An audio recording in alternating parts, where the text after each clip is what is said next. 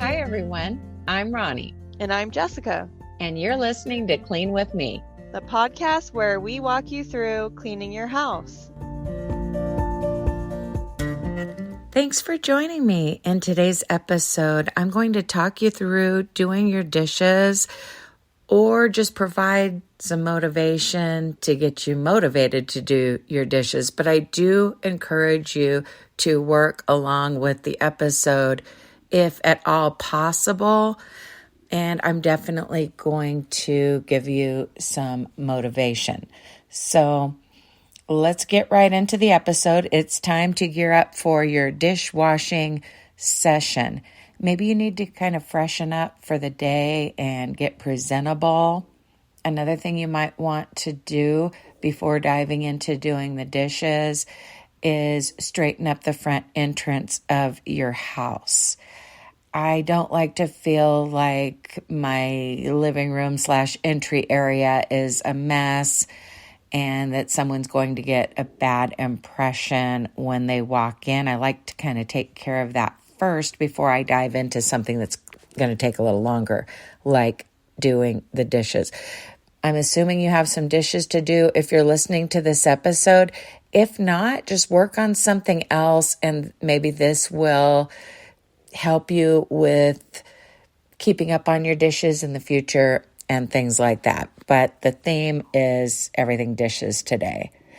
Now, doing the dishes isn't usually at the top of anyone's list of favorite chores. I realize some people do like it.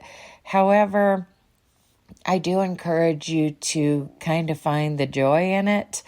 You don't want to always look at a task as just drudgery that you've got to push through for the end result. Now, obviously, sometimes that's the only way we can get through something. It's like, I have to do this. I'm going to just distract myself, listen to a podcast and do the dishes.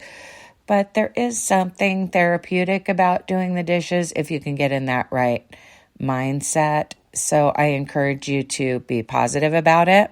But the secret to doing dishes is just doing them regularly, because they take longer to do the longer you let them sit. They can build up. With a lot of household chores, when you procrastinate, nothing terrible happens. Okay, for example, if you procrastinate on cleaning the toilet, well, you might have to leave the cleaning product in a little bit longer, if you get a ring in the toilet bowl or something like that. But cleaning your bathroom today versus tomorrow doesn't make a huge difference. Whereas with the dishes, letting dishes sit overnight can make it much harder to do them. And not only is there, dried on food and build up and the risk of attracting pests, but it can kind of keep your house from functioning properly. It can cause you to even spend more money on food. You might end up ordering takeout. It can cause you not to do your other chores. It's just, dishes is something like laundry where you can fall behind on it, whereas other tasks might be okay to put off till the next day. Okay?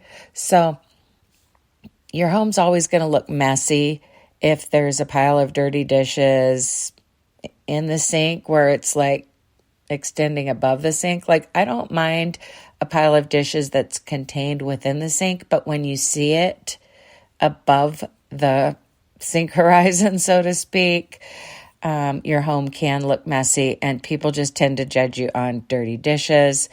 And even if nobody else is going to see it, you could be judging yourself. And I don't ever encourage people to be hard on themselves, but this also isn't a podcast where I just tell you whatever you're doing is enough, everything's okay.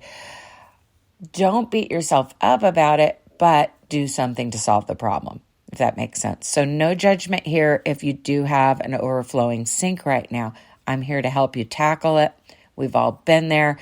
And even those of us who have kind of a good system going with dishes have those disasters because life happens. So Another place you don't want dishes piling up is on the kitchen table or coffee table or even nightstands in the bedrooms, okay? Just keep in mind that when you procrastinate on washing the dishes, you are wasting time and energy because it's going to be harder to do it when you do it later. Obviously, that's true to an extent with other cleaning projects because it's easier to keep surfaces clean than to clean an excessively dirty surface. But with dishes, the job can get harder really quickly, okay? Washing dishes while the food's still hot is so much easier than washing dried on food. So it's different than other cleaning tasks. Another thing with dishes is just the anticipation of the task can kind of weigh on you, and it can keep you from tackling other areas of your home because you know that doing the dishes is important to keeping your home sanitary, keeping it functioning, being able to prepare food instead of ordering takeout. You know how important it is, and when you don't want to do it, sometimes it causes you to just procrastinate on everything. So let's get into the episode. Hopefully by now you've geared up for your dishwashing session. If you haven't already started on dishes, it's time to get started. Maybe you need to gather dishes from around the house. Maybe your husband has an ice cream bowl on the nightstand. Maybe you have a glass on the ledge of your bathtub. Maybe you have to check a teenager's room for forgotten dishes. Just get all those dishes to the sink area. The reason I don't say put them in the sink is because with glasses and mugs, I've learned the hard way that they can break in the sink. So I like to just set those next to the sink. Whereas with silverware, plates, bowls, I will, put those in the sink. Okay. And sometimes you need to take things out of the sink to wash the sink, to have space to pre-rinse. So sometimes it makes more sense to just stack your dishes next to the sink when you're gearing up for a cleaning session. But the point is to gather them up from around the house, other parts of the kitchen, your dining room table, and just get them all together. Once you've done that, and of course I can talk faster than you can clean, so don't feel like you have to be in exact sync with this episode. To use these episodes effectively, you just need to stay on the broader task that I'm talking about or stay in the room that I'm talking about. In this case, we'd be talking about the kitchen. Once you gather up the dishes, don't leave the kitchen because then you're going to get sidetracked, and just kind of keep a focus on doing the dishes. In some kitchen cleaning sessions, I have you clear off the countertops first, put things away. But this is a focus for dishes. If you clicked on this episode, you probably just want to get your dishes done and you can worry about some other things later. Oftentimes, the first step in doing dishes is putting away clean stuff, and that can make it more of a daunting task. It can make it take longer. No judgment at all if you need to empty a drying rack or a dishwasher or both. A lot of us kind of start at that point, often when we're doing dishes. But in the future, it's a good idea to try to separate those two tasks by having a routine where you put away clean stuff at a different time than when you do the dishes. That way, your dishwashing session is not so time-consuming, so daunting, if you will. So that's something to keep in mind in the future. But a lot of us need to start out that session with putting away clean stuff. And you might be tempted to skip this step. You might be thinking, I'll just pile stuff on top of what's already in the drying rack. I just need to wash these dirty dishes.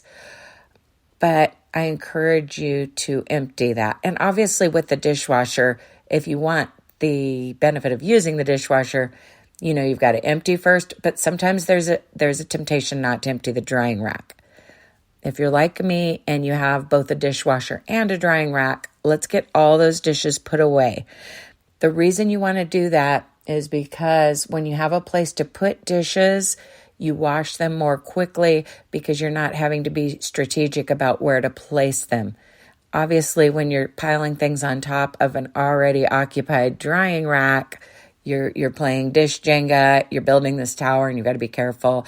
Or maybe you have to lay out a towel or a dish drying pad next to the drying rack, and it becomes a lot. That having been said, if you've got a lot of dishes to do, you might want to create additional places to put them. You might need a drying pad next to your drying rack. Or you might say, Ronnie, I don't have a drying rack. I don't have a drying pad because I'm supposed to use the dishwasher, but I'm facing a dishaster, meaning not everything's going to fit in the dishwasher when I go to do dishes. Maybe grab a bath towel, fold it in half, and place it on your kitchen island, the area next to your sink, or even your kitchen table if it's close by your sink area. That's often the case in a real small kitchen with a nook.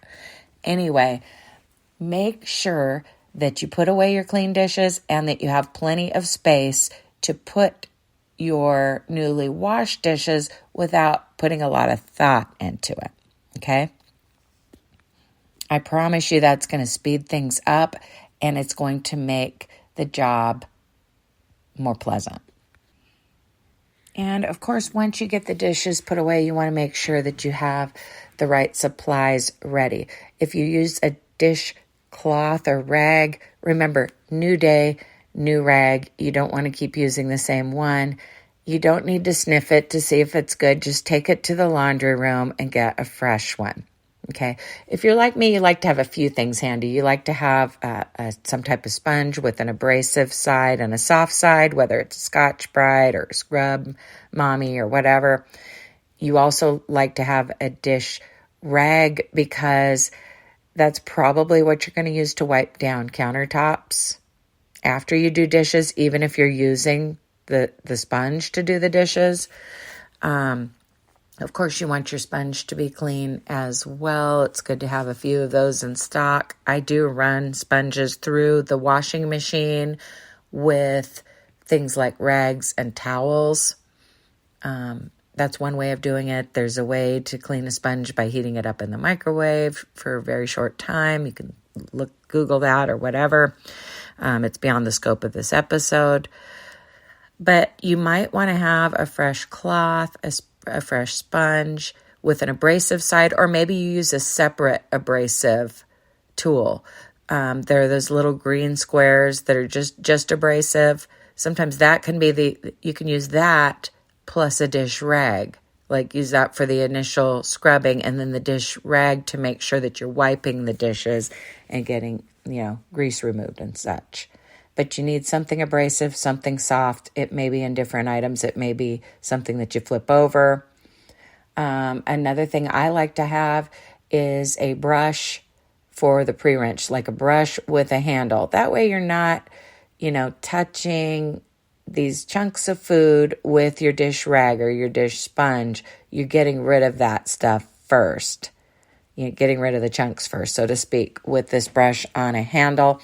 And some people like to just let the water run and do everything with a dish brush on a handle. It's going to use a lot of hot water. It's going to use a lot of dish soap. It's going to be time consuming. But if you have an aversion to submerging stuff, you might do it that way, but that's not how I do it. So, be working on your dishes, whatever that means for you. Just kind of the order of operations is that I like to do a pre-rinse with that brush on one side of the sink. And of course, your sink might be all one basin. And then I I clean out the other side, make sure it's clean if it's not already, fill it up with hot water and liquid dish soap. And then I put those pre-rinsed items into soak. And of course, I start with things like glasses and silverware. Now, I mentioned not putting those in the sink. I do put the glasses and mugs in the sink when I'm standing right there getting ready to wash them. But I don't let them sit in there because people drop things on top of them sometimes and it can break the glass or mug. But I do a little bit of a soak, when I first fill up that sink with the hot dishwater. Okay, because that's part of the process. Another thing that I do sometimes do, though, is I soak them on the countertop. Like if I see a little ring of milk in the bottom of a glass, I get some hot soapy water in it and I set it aside if I feel like it's going to need to soak longer than just a couple minutes while the water cools down a little bit. Okay. I'm the type of person who doesn't like to do a lot of scrubbing, so I try to be strategic. I try to plan ahead and soak things during my process. Some people have a different style, especially men, where they want to just get in there and scrub and use the elbow grease. But if you're like me, you like to let the cleaning products do most of the work. So when I'm kind of filling up that first sink load, and you might just be doing an empty reload and run of the dishwasher first, but I'm kind of talking about hand washing here. A lot of times I try to fit everything in the dishwasher. Whatever's left, I'm washing in the sink. But whether I'm loading the dishwasher or hand washing cups and glasses, when I see some that are going to be more difficult, that need to soak, I try to get those soaking right away and then tackle those at the end of the session. Make sense? The glasses that just need to be dumped or a quick rinse can either go right into the dishwasher or right into the dishwater, whereas I might have some things sitting in my kitchen windowsill or next to the sink that are soaking a little bit, and I'll work on those later in the process. Okay? So I typically try to get all the small stuff into the dishwasher, and you may not have a working dishwasher. You may prefer not to use one. So if that's you, you're probably going to do sink loads that include glasses and silverware, then sink loads that have plates and bowls, changing the water as needed, of course, and then ending with the pots and pans. For those of us who load the dishwasher first, we're probably going to have a few items soaking. We're going to put kind of the easy stuff into the dishwasher after an initial pre-rinse. And then once we get that going, we're probably going to hand wash a few things that, maybe those glasses with milk rings in them or something. And then maybe the largest pots and pans, if we didn't want to put those in the dishwasher. I try not to put my largest skillet in the dishwasher, but rules are made to be broken. If there's hardly anything in there, then I feel like it's okay, if the entire load is pots and pans. But in general, I will lately, and if you've listened to older episodes, I go through phases, but usually like my little pasta pot, my little saucepan, maybe a 12-inch skillet will go in the bottom rack of my dishwasher because I don't need that space for plates because we're mainly using paper plates. And then the top rack is glasses, bowls, and strategically placed cooking spoons and spatulas. Of course, there are containers for the silverware. Okay. But then at the end, I'm going to be scrubbing a few bowls and glasses that needed to soak by hand, like after I get the dishwasher running. And then I'm going to probably wash that largest skillet. And ideally, if that needed to soak, I will have soaked it at the beginning. Now, since this is a dish-focused episode, I want you to get all your dishes done. I really do. I want you to get caught up so that you've got a clean slate because it's easier to keep up than to catch up, especially when it comes to dishes. But sometimes something needs to soak. After you've done the first couple sink loads or you've started your dishwasher, sometimes there's a pan with burnt on food that just really needs to soak. My trick for that is using some dishwasher detergent in there, whether it's a pod, a liquid, a powder, to kind of, supercharge your soaking session. Some people will boil a pot on the stove. They'll put salt in it. There are other ways to kind of make your soaking time more effective. Okay. But if you do need to soak something, I encourage you to finish washing it at the end of this session. And you may be thinking, oh, I want to let it soak overnight or whatever. I get that. But I encourage you, if at all possible, to finish washing that at the end, because sometimes there's a tendency to get into a cycle where you're washing the easy stuff and soaking that, difficult pan or two, and you get into just a cycle of perpetually having something soaking on the countertop. It can be disheartening. It doesn't look clean, and it makes it to where you have to deal with that, like at the beginning of your next dishwashing session, and just, let's try to get caught up, because then you can avoid disasters for a while, okay? You're always going to backslide, if you will, fall off the wagon. Things come up that are more important than dishes at that moment. I get that, okay? But this episode is to help you reset your dishes. So I'm encouraging you to just bite the bullet and scrub everything by the end of this session, okay? Maybe you're plugging away at either loading your dishwasher or washing things in the sink, but you see something that's going to need to soak, maybe stop what you're doing and get that soaking so that it'll be easier to wash at the end of this episode.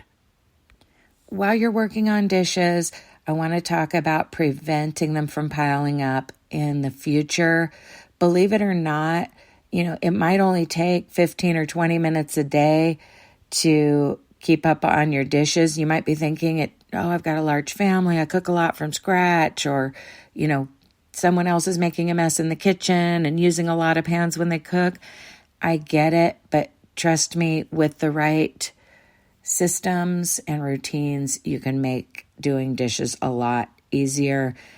Obviously, number one rule is taking care of them right away. When you're done eating or drinking, take every dish to the kitchen sink.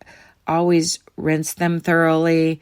That makes sure nothing sticks. It'll save you time and elbow grease later. For example, when you drink a glass of milk, don't just set that somewhere. Rinse that milk residue out of the glass right then and there. And obviously, different people have different diets, and there might be different things in your house. It may be a top ramen or oatmeal bowl where the noodles or the oats are getting cemented onto that dish. Rinse that out immediately, even if you don't have time to wash that item right then and there. That way, whenever you do your dishwashing session, it's going to be easier. That said, the system at our house is people are supposed to wash their breakfast and lunch items immediately, because people are preparing those items kind of independently. Then, dinner is the family meal where I'm going to wash all the dishes afterwards, or, in different seasons, someone else might, have dishes on their chore list for that night or whatever. But in general, I take it on myself to wash the dinner dishes after dinner. But I don't want to walk in to prepare dinner and find breakfast and lunch dishes with stuff cemented on or whatever. So the rule is, when you prepare these little meals during the day, that you just wash that item from start to finish by hand, regardless on whether anything's in the dishwasher. I'm not going to belabor that point, because if you've been listening for a while, you already know about it. Now, for those in different situations, especially just couples with no kids, or maybe, a couple who has, or a single parent who has younger kids who are not helping with the dishes. Obviously, your 2-year-old, your 3-year-old, they're not doing dishes. You're cleaning up after them 100%, and as far as dishes. They're probably learning to put away their toys, and that's about it. You might have the system where you load your dishwasher throughout the day, run it at night, once the kitchen's closed, so to speak, and then empty it first thing in the morning, okay? And you might be thinking, I wish I had that self-discipline or whatever. They say it takes 21 days to form a habit. If that's the system you want, you can turn it into a habit. It can become just second nature to you, but you've got to push through those 3 weeks of practicing this habit. For some of us, it's more complicated than that. There's a lot going on. Maybe you're homeschooling and you've got a lot of people there during the day, or, someone messier than you is preparing meals. They're all different scenarios, okay? So maybe that system isn't for you, but I wanted to throw it out there because the thing where people have to wash their individual dishes by hand isn't going to work for everybody. The kids have to be old enough to do a good job at it. Obviously, you can't force your spouse to do a certain thing. And, let's face it, being bossy with your spouse is not good for the relationship. So that system might not work for you, but the important thing is that you choose a system that does work for you. Okay. You also might be hand washing. So a lot of times hand washers like to just do a good pre-rinse after they eat or use something so that things are easier to wash later. Now, some people like to get things soaking right away because there's a difference between pre-rinsing something and getting it soaking. If I were to do the pre-rinse method, which is not my method of choice, I would not feel like it was effective to just pre-rinse things and then just put them in the sink and then wash them later. I would feel like there was still small stuff on these dishes that I don't see, and it kind of goes against the grain. So I would be more likely, if I was pre-rinsing to wash later, I would want to pre-rinse and get it soaking. Okay. Some people have an aversion to putting their hand into water that has dirty dishes in it. Okay, but I'm okay with it if the dish has been pre-rinsed and then it's placed underwater. So one system could be to keep a dishpan, like a plastic basin, handy where you pre-rinse. Let's say, you eat your cereal, but you're not going to wash that bowl start to finish, or your kid's not going to wash it start to finish. You pre-rinse it under running water, and then you submerge it into the dishpan and let it soak there until you have time to actually wash it. That's one system. But whatever your system, you've got to wash all of your dishes at least once every 24 hours. Okay? And no judgment here if you haven't been doing that. I'm here to help you. And of course, I'm also not claiming that I always do that correctly. Some of you might be feeling judgy, like, why would you leave something to soak when you could just wash it? If you're super vigilant about dishes, then that method might not resonate with you. I know a lot of people train their children from a young age to pre-rinse something and put it directly into the dishwasher so that it's completely out of sight, but that method's not going to work for everybody. Some people have hard water. They have a dishwasher that doesn't work very well. They just like the idea of cleaning by hand. They feel it's more thorough, and in some cases it is if your dishwasher is not effective. It could be a chemical problem in your area, as far as the type of water you have. It could be just a mental thing. You've got to do things the way you want to do them. And you don't have to do things exactly the way your mom did them. You're an adult. You can create your own system. Now, one benefit of the dishpan method, instead of just soaking things in the sink itself, if you are going to leave things for later, I'm not telling you to do that in this episode. I'm just talking about your system.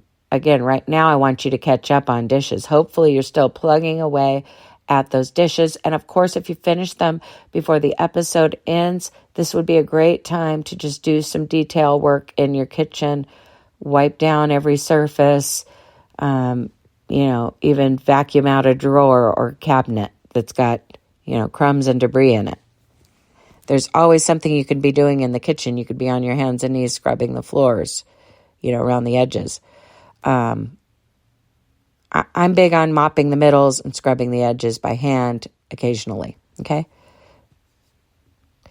But while you're working on the dishes you have to tackle today, or that, that backlog of dishes, that dish ask or that buildup, I'm just talking about different systems. One of the benefits to having just a plastic dish pan for soaking is that if you do find that you're expecting company on short notice, you can literally just stick that in the cabinet under your sink and just put it out of sight. Whereas dishes in the sink cannot be placed out of sight. I don't feel like it looks messy to have a few dishes in the sink as long as it's not overflowing. But different people have kind of a different comfort level. Some people don't want to be caught with dirty dishes at all because, their upbringing was such that things had to be washed immediately after the meal or things had to go directly into the dishwasher. And we may have these standards in our mind even if we're not able to personally keep up with them. Okay, so if you're comfortable with dishes in the sink, that's fine. But if you're not comfortable with that look, but you do want to let things soak, that plastic dish pan allows you to even hide the dish pan if needed. Now, regardless of whether you have a system where people are supposed to be washing things as they go throughout the day, or putting them directly into the dishwasher, if you have a dishwasher, it's always ideal to empty it in the morning. Make that a part of your morning routine because it's going to separate the putting away from the actual washing. Now, I always talk about doing an empty, reload, and run because a lot of times we don't think to empty the dishwasher until it's time to do dishes. So I'm going to keep using that term, of course. It's a thing.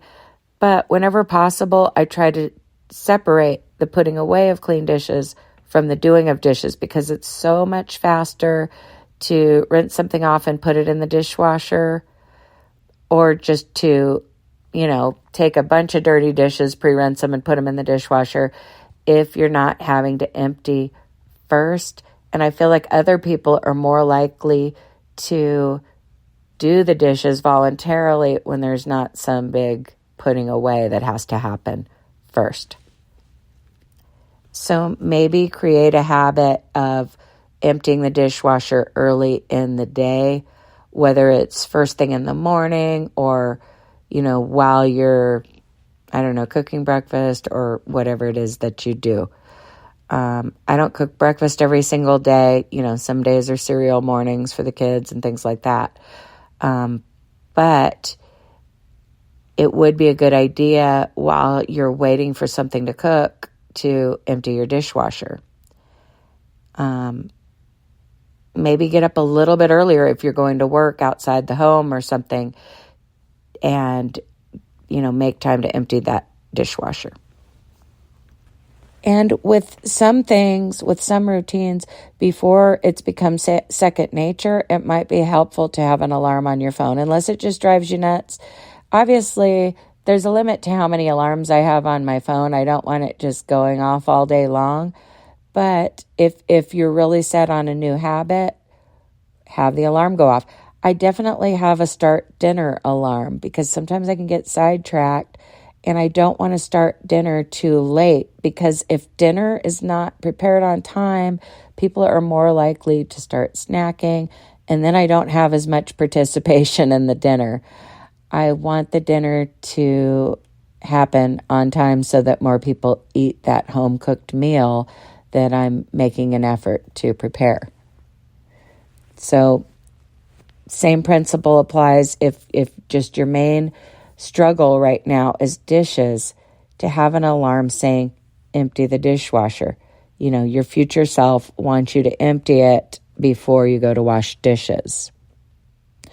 Now, I talked about washing dishes every 24 hours. Even if you're keeping up on dishes to some extent, you want to have a time of day where you wash all your dishes. And if you're like me and, you're predominantly staying home, you might want it to be multiple times a day. Okay? I think about dishes like 3 times a day as far as, in the morning, trying to empty the dishwasher and drying rack when possible. checking on the dish situation at lunch, where a lot of times for me that involves, it's summertime right now, calling out the kids like, hey, who didn't wash their top ramen bowl or their cereal bowl? Okay, you can only expect what you inspect. When it comes to kids, you've got to, follow up on your rules and make sure that they are being followed. Okay, so there's that. And then obviously closing the kitchen is important. We have episodes about opening and closing. Opening involves putting away clean dishes usually. Closing involves washing all the dishes either right after dinner or later. It just kind of depends on whether you're willing to go back to the kitchen later. Okay? Because let's say that after dinner, you typically watch a movie with your spouse or something. You may just go to sleep after that, and you may not want to get back up and do dishes. If that's the case, do them immediately after dinner. But the benefit of kind of closing the kitchen later, if you have this, if you have it in you to do so, is that if people are snacking, you can clean up after that. But one solution is just to do all the dishes after dinner and then kind of make a rule, just like how people are supposed to deal with their dishes, throughout the day or whatever, whether that's putting them in the dishwasher, washing them start to finish, pre-rinsing them, getting them soaking, whatever your rule is, you can have an even stricter rule after dinner, like, okay, the kitchen's closed, so if you make a snack now, you need to wash that item from start to finish. Okay, the dishwasher's going to be running for 2.5 hours or whatever, so if you fix a bowl of ice cream, wash that bowl.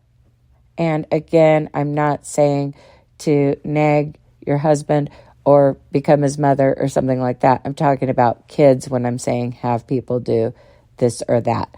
With a spouse, one of the most effective ways to get them to clean up after themselves is to just do it yourself. I don't mean necessarily cleaning up after them. I'm talking about cleaning up after yourself, because when people are in a clean environment, they're more likely to clean up after themselves and keep that area clean. Okay. And obviously, sometimes the division of labor is such oftentimes that you do clean up after your spouse and they're just one person and things like that.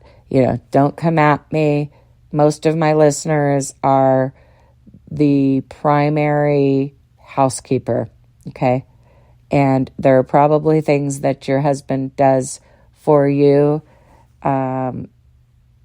So you might be doing dishes for your husband. And yeah, I make no apologies for that. But if you don't like, if your husband doesn't have the right, or significant other does not have the right habits that you want, you can let them know that you wish they would do a certain thing without nagging. Kind of a good marriage tip is to express desires instead of criticisms. Not you never do the dishes, or whatever. You never rinse your bowl, and I've already cleaned the kitchen and you leave this bowl. And my husband's like a better housekeeper than I am, so I'm definitely not talking about him here. I'm just talking about, different things that I've heard and seen from people in my circle and listeners who write in. But this tip that I'm talking about is not just about dishes. It's about marriage in general. People feel attacked when you make you statements instead of I statements, and you criticize instead of expressing your desires. Because believe it or not, your significant other, especially a husband, he wants to know what is expected of him, or he might feel like you're setting him up for failure.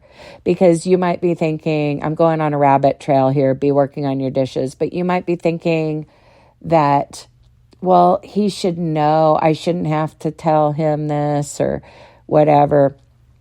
Okay, that's kind of the opposite of nagging, is you don't say anything at all, but then you're just bitter and angry and unsatisfied because he's not doing something you want. Okay, this isn't about just rinsing a dish here. I'm just talking in generalities, but it could apply to dishes or a lot of other things. But if you never express your needs and desires, then they don't even know what you want. If you criticize them and nag them, that's not good either. So the happy medium is just kind of, expressing your desires in a positive way. This could look like saying, thank you for rinsing your dish last night, or, I really appreciated that I got up to a clean kitchen because you rinsed your dish, or, insert whatever it is, because you might be thinking, I don't mind doing all the dishes or whatever, because my husband's working, 10 hours a day in the hot sun. But there are a lot of things that I'm unhappy with about him. Okay, try this. Try expressing gratitude when he does something that you want. Or if he just never does it, try to express it as a desire. Like, it would make me feel so good if you took the time to do X, Y, Z. I mean, he could still be offended or irritated, but it comes out better than the you blah, blah, blah. Or you could even say, when you don't blah, blah, blah, it makes me feel like you don't care. Any of these can be fight starters. So the best case scenario is the thing where you're saying, thank you for doing such and such. I really appreciated it when you did this. I really liked when you did that. That's the best way, is to catch them doing the thing you want and express gratitude, because none of us, regardless of gender, likes to be criticized, attacked, nagged. But at the same time, the opposite end of the spectrum is just expecting people to read your mind. Sometimes women are a little more intuitive about relationship issues and things like that. I'm just speaking in generalities. Everyone's different. But men want to know what you want so that they can please you.